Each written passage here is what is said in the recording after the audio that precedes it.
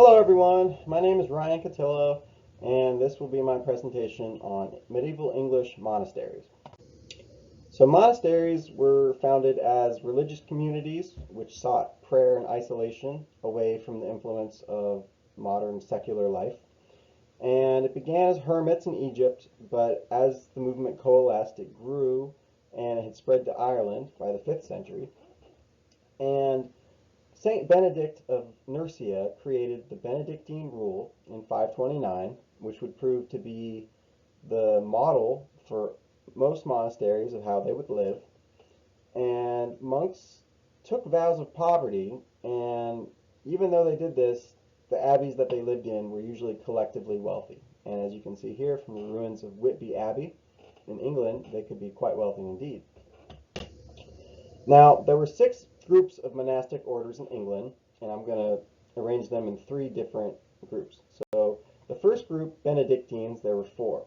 You have the Benedictines, the originals, you have Cistercians, the Cluniacs, and the Premonstratians, who all branched off from the Benedictines, and all 4 followed the rule of St. Benedict. The second group were the Augustinians, who followed the rule of St. Augustine, and who were invited to England in 1248. The third group, the Carthusians, were known as a community of hermits, and they emphasized isolation more than anything. And this is why you can see here they had separate dormitories in which they would try to spend as much time away from each other as possible. And they were founded in England by Henry II in 1181 as a way to make up for his accidental murder of the Archbishop of Canterbury. Now, monastic architecture basically followed the same layout. You had the church at the top, or the north end, which is the most important. You have monks' dormitories on the 2nd floor with drains and toilets near the bottom, which would drop down into the drain, which is carried away by running water. You'd have lay brothers' dormitories on the other side, which was usually bigger because you had more people working the land than singing. You had the infirmaries, in which people were treated for diseases and things like that. You had the refectory or frater, where everybody would gather to eat, but not before first going to the lavatorium, which was a long basin where they'd wash their hands with running water. And finally, you can see the abbot's lodgings over here, separate from everybody else. Oh, and the chapter house is where monks would gather in the morning to hear a chapter read out to them from their monastic rule, hence the chapter house. And so these were basically the layouts of monasteries. They usually surrounded this cloister, which is the central hub, and you had this covered walkway in which people could access different sections of the monastery as needed. And overall, they basically followed the same layout, with the church being the most important building for all. Now, even though these were religious communities, which were supposed to be separate from influence, they were often influenced by bishops and nobility, such as kings. So, for example, abbots, even though they're in charge, when they died, they would be elected from the monastic community themselves, typically. However, bishops and kings, like Edward the Confessor here, sometimes mandated that appointments of abbots, required their consent. So there was a complication between who was in charge of abbeys, even though the rule of St. Benedict basically gave you, the main layout.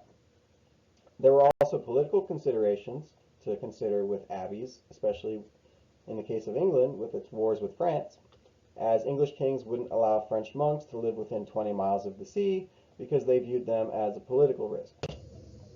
And speaking of politics, monasteries were usually built by wealthy patrons, nobility, who would do so for their spiritual reasons, but they would also sometimes seek to leverage this power. And so, as you can see, sometimes they'd show up to visit, and the abbot would greet them and host them at a table separate from everybody else. And they would eat choicer food, and even meat was included on the table, which was typically forbidden.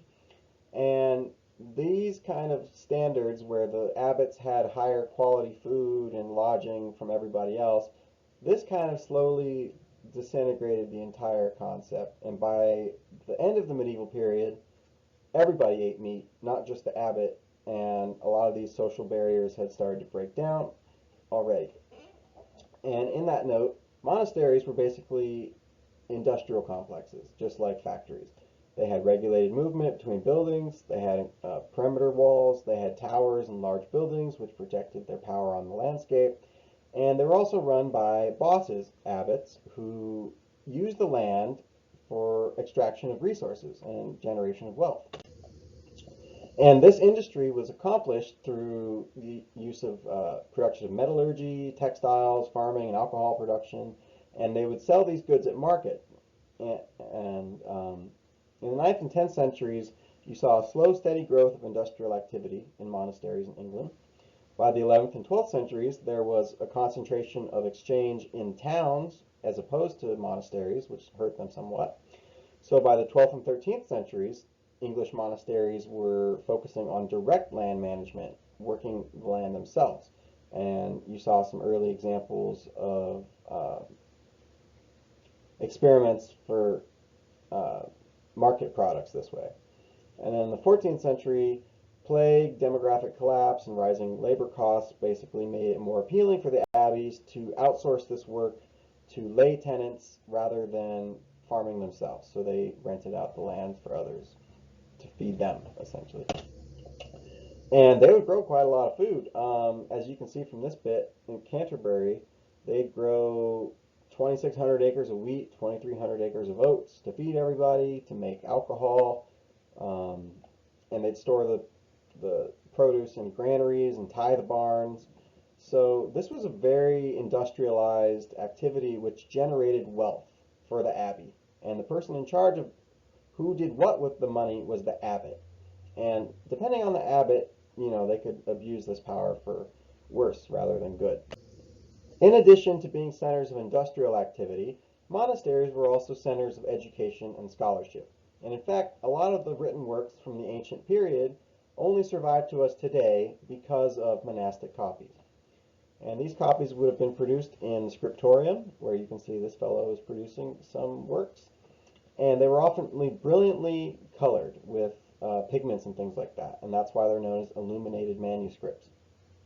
And some of these monastic libraries contain valuable information from all over the world. So for example, at Glastonbury Abbey, they had a book from the 9th century which had healing plants from as far away as India, Indonesia, and China. So the networks of education and scholarship which monasteries perpetuated essentially laid the foundations for the modern university system. And in fact, some monasteries were taken over by universities and just basically switched owners.